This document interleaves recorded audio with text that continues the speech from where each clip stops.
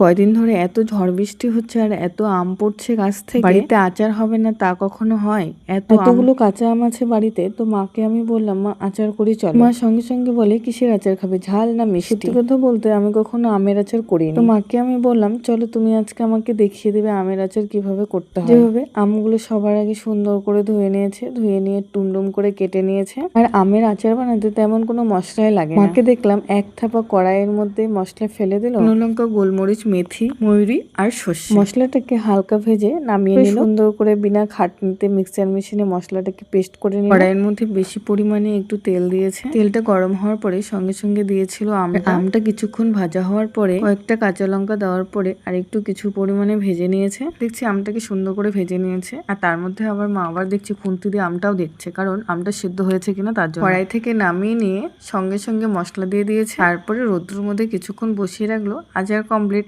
এত সহজ।